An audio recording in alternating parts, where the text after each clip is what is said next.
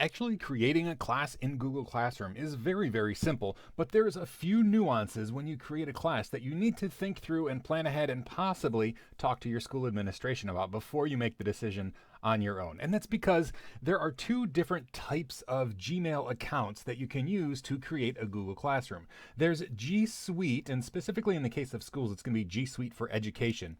And what this is, if all of your teachers log in to Google with an @school.org email address, you probably are using Gsuite for Education. Also, your students could have a Gsuite account as well. So if all the teachers and students log in to their Google account using something like @myschoolname.org, you're almost certainly using Gsuite or Gsuite for Education. Now, this gives you a lot of advantages. You have complete control over what features inside Google that students and teachers have access to. And because of that control, it means that younger students who are under 13 are also allowed to use Gmail services. And it's only because it's controlled by the administrator what features they have access to or not. Now, here's the thing. You may be in a situation where you don't have Gsuite set up for your students. And I'm currently recording this how-to in the middle of the coronavirus pandemic. And so you may be in a situation where you have to teach students at home, even though you're not perfectly set up for doing that. If you're already set up with a Gsuite account and your students are set up with a Gsuite account, that is the way to go because everything is already set up for you. You may have to talk to your admin to turn features on and off, but you should already be set up for most things and your students have a login. If you're in a situation where you're not using Gsuite for Education, but you have to train kids or you have to educate kids, it is possible to create a Google Classroom using a standard Gmail account. Again, legally, you should be able to do this if you have people logging in who are 13 years or older, or maybe their parents. These are the kind of things that you need to figure out as a school, what it is you're able to do, what you're okay with doing, that sort of a thing.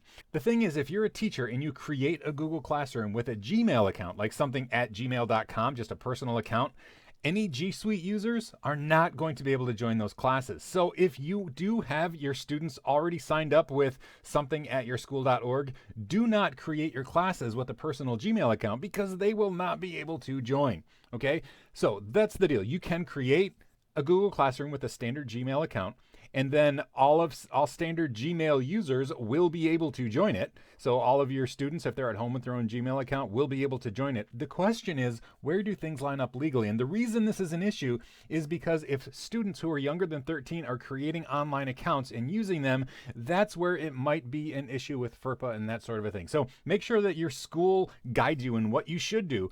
But what we're going to do is create a Google Classroom using a standard Gmail account, and we're going to invite standard Gmail users because that's going to be available to everybody and it is going to work. It's just you have to make sure that everybody's okay with doing that. And right here, I'm logged into a standard Gmail account. This is not a Gsuite account. This is just a standard @gmail.com account. And if you go to classroom.google.com, I just have a shortcut here, you'll be taken to this screen. Just simply click on the plus, and we're going to create a class from scratch. So I'm going to say create class, and we'll get this pop-up notice that explains if you're using this in a school environment, you have to sign up for the free Gsuite for Education. It says that, due to privacy and security issues, you have to do that. Students can't use a Google Classroom at a school with personal accounts. That's where maybe have their parents sign up. This is, again, something that you're going to have to figure out the ramifications of for your own environment. But we're going to assume that everything is okay. We're going to say, yes, I understand that, and I'm not using it at a school. Again, maybe it's because you're at home, whatever your rationale is. Or if you do a Gsuite account, you won't even get prompted with this. Click continue, and from here on, it's the same whether you're using Gmail or Gsuite. We have to name the class, so I'm going to say bird watching section 101. These don't really matter. This is whatever your school decides to set them up, and it's so that when students look at their different classes, they can tell the difference and tell what they are. So I'm going to say section 101. Subject is aviary studies, room outside. Create this class. It'll actually take it a little while to create the class because it creates a bunch of things, including shares on a G drive and things like that. All right, so here we are. We've created it, Birdwatching 101. We can do things like change the theme, change the background image, and you can go through and start setting things up. We're going to look at how to set things up later, but this is how you create the class. So it's all created. If we want to see what students will see, If you go to classes, it just will look just like this, bird watching, and they'll be able to click in there and check things out.